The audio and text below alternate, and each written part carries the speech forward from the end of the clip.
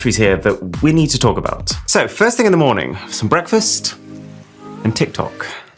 I'm disappointed in myself. And let's just quickly go over what phones we're testing here. So first, the 4 new iPhones, the 15 Pro Max, which is now $1199, the $999 15 Pro, the $899 iPhone 15 Plus, and then the $799 base iPhone 15. And then, as well as seeing how these new phones stack up against each other, we're also going to be able to get a really cool bit of perspective because we have the iPhone 14 Pro Max to see how the very best phone from this year will compare to the best phone from last year. We have the base 14 to see how the base iPhones have changed from year to year. And then, of course, the 13 Pro Max, simply because that phone is the current world champion on the Mr. Who's the Boss battery test rankings. So it's just there in case we break the record. All right, breakfast over. And at this point, I'll normally start getting ready for the day with my favorite Spotify playlist. And this is quite an exciting result so far because the 15 Pro Max is in first place and it's trading blows with the current king, the 13 Pro Max. I would say that I care more about the battery on these iPhone 15s than I have on any other iPhone I've tested before, for the simple fact that this is the first time that it's not just about you. Thanks to the long overdue USB-C port, which can not just receive, but give power, you can, for the first time on an iPhone, use any extra juice that you might have to charge your earphones, to charge your watch, or just other people's phones. Which means that it's not really the case anymore that as soon as you get a day's worth of battery, that's plenty. I'll take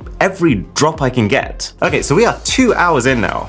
Probably time I do some work. So this is ChatGPT 4. It's the most current version of ChatGPT. Let's ask it to do our work for us.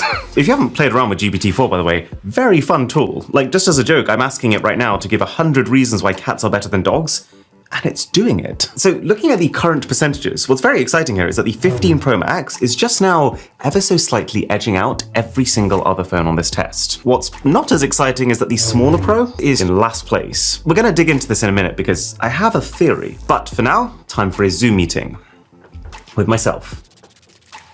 7 times. Yeah, I normally sit next to these phones whenever we're battery testing, just making notes and nursing them, like children. Okay, so why would the iPhone 15 Pro be performing worse than the iPhone 15? And more concerningly, the iPhone 14? Well, firstly, against the iPhone 15, I think part of it is just that Apple has made the iPhone 15s better for battery life. And based on the spec sheet, you actually have this weird situation where it seems like the base 15 also has a bigger battery capacity than the 15 Pro. The thing that the Pro has going for it is the ProMotion display, which has the ability to increase the phone's refresh rate all the way up to 120 Hz, but importantly for battery, to dial it all the way down to 10 Hz when the app you're in doesn't need to be refreshing constantly. But because in this test so far, every app we've been in has had some sort of significant movement happening on screen at all times, we haven't been able to reap the benefits of that. But expect that to change as we go on. Okay, after a 2-hour call with 7 errands, I need a break. So let's open up the Headspace meditation app. And I want to explain another factor that I think is affecting the 15 Pros. Well, obviously one thing is Dynamic Island. The 14 and the 13 Pro Max, they don't have to worry about it. I'd imagine it's not a massive battery drain, but then at the same time, I'd be very surprised if it isn't contributing to at least some of the difference here, because it's essentially one extra process that has to be running in the background at all times. But what I think is the bigger thing is that the 15 Pro and the 15 Pro Max specifically are being powered by a brand new chipset, the A17 Pro. The fact that it's a next generation 3nm chip should mean pretty large power efficiency improvements. That's the impression that I got when I watched the event, especially since Apple explicitly mentioned that the iPhone 15 Pros had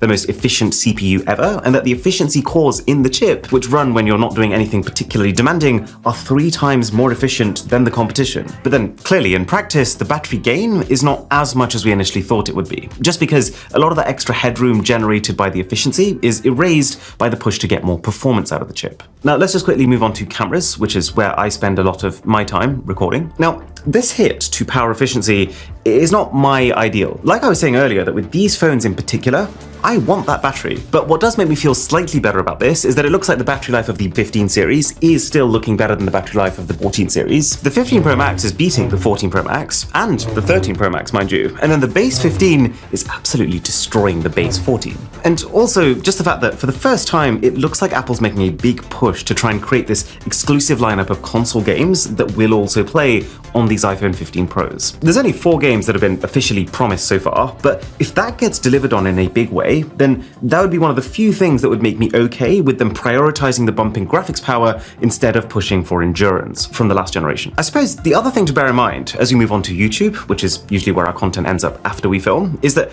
while it's easy to get caught up in the chips and how much they're improving from an efficiency standpoint, the biggest effect on your battery life is going to be your screen. And while display tech is improving, it just doesn't feel like it's improving quick enough to make a tangible difference between these generations. Okay, so we're winding down the day now with some gaming, but do you notice something very interesting that's kind of been happening under our eyes with these batteries? We spent so much time talking about the pros that we've completely neglected the 15 Plus, which is now squarely in first place. This is an impeccable performance. I'm kind of torn about it though. It's hard to be mad about crazy battery life, but then at the same time, if you're someone who's paid extra to have the pro experience, is battery not part of that? I'd consider myself a pro user, and for me, battery life is so vital that if a company came on stage one year with their phones and they just said, we've made the battery last 30% longer, they could drop the mic, they could do nothing else and just walk off at that point, and that would genuinely be enough for me to say that it was a success. Okay, we've had our first casualty,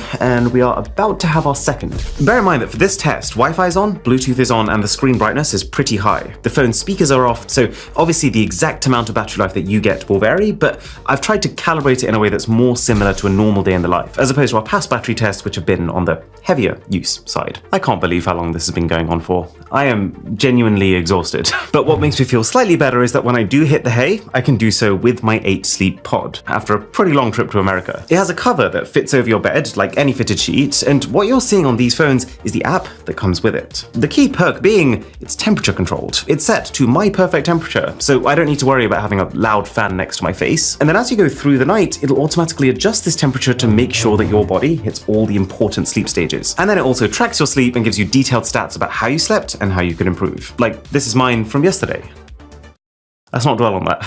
It shows me how much deep sleep I had and at what point I was awake. And if you prefer a cooler temperature, but you have a partner who likes to sleep on a stove, you can set each side to different temperatures. It's expensive, but there's few things more worth investing in than your sleep. I bought this for myself a few years ago, and genuinely to date, it's been one of the best purchases I've ever made. So I'll leave a link in the description, and if you use the code BOSS, you will get an extra $200 off. Okay, time for the results. So the iPhone 14 is in last place with 9 hours and 2 minutes. It goes without saying that this is not bad battery life. It's far more than you'd get on something like the iPhone SE, and is enough for, I would still say, 80% of phone users. Then you got the iPhone 15 Pro, which did not last as long as I hoped and I expected it would. Likely the combination of a more power-hungry chip without the bigger battery capacity of the 15 Pro Max. But equally, I have been using this phone alongside a 14 Pro, and I found it consistently a little better, which is to say, it's plenty for most people, but it's not the phone if you're a big power user. It's almost quite funny then to see that next, lasting over half an hour longer, is the base iPhone 15.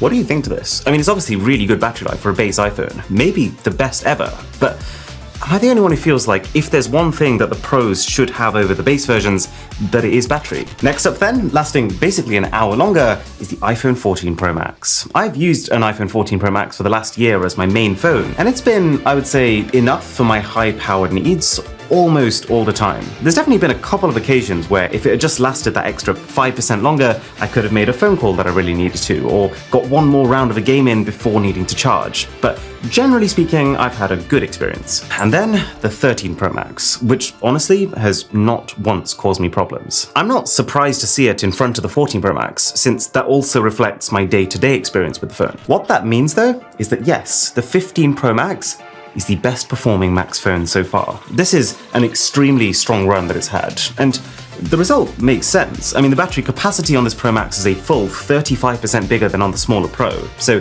the fact that it lasts 25% longer, not a shocker. And hey, as a little sprinkle on top, I did also realize I left my SIM in this phone for the first few hours of this test, which will make very minimal difference when on Wi-Fi, but just for the sake of clarity, it probably would have lasted an extra 5 minutes. And then, what I did not see coming, the winner of this entire test, and by far the longest score I've ever recorded / had to sit through, would be the 15 Plus. And do consider subscribing if you appreciate the effort. This is actually such a lead over not just the phones that finished early, but also the Pro Maxes that for about 10 minutes after this test finished, I was unironically just sitting there contemplating putting the 15 Pro Max in a drawer and switching to this. This is absolutely absurd battery life and I am all for it.